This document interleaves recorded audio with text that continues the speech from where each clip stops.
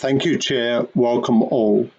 Terrorism and mass violence are among the most destructive threats to civility and to the human condition. Every terrorist act or instance of mass violence tears at the fabric of society.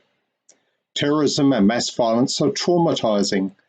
The toll on individuals and collectives of people can be profound and prolonged.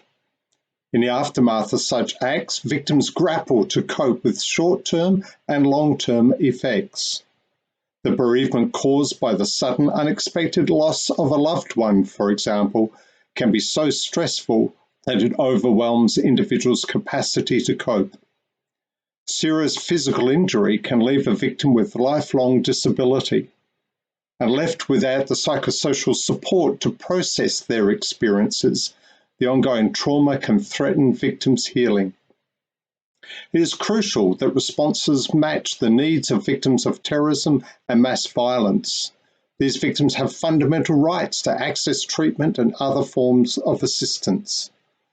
They also have fundamental rights to access mechanisms of justice.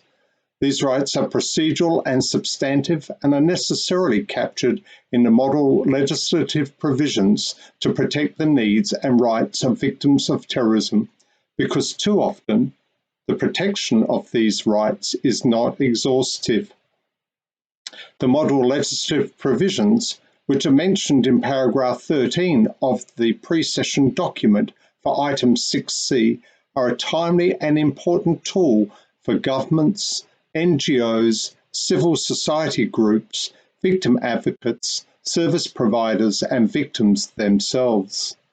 The purpose is to guide the review and modernisation of existing laws and procedures related to victims of terrorism, and the drafting of legislation where no legislation exists, and to highlight existing good practices as well as promote the harmonisation of legislation to support and protect victims of terrorism across the world we share. Despite the existing international law pertaining to victims of crimes, gross human rights violations, and serious violations of international humanitarian law, the model legislative provisions are necessary because research consistently shows that too often victims' needs are not met and victims' rights are not fulfilled. Hence we, not just member states, must do better if we are to ensure all victims' rights are respected without discrimination for all victims. No victim should be or feel alienated. No victim should be ignored or neglected. There should be equal treatment between all victims and adequate investment to alleviate the harm suffered.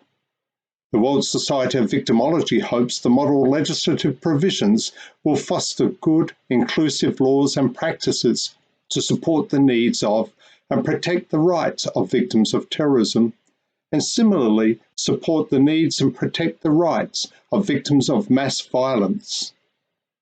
Thank you.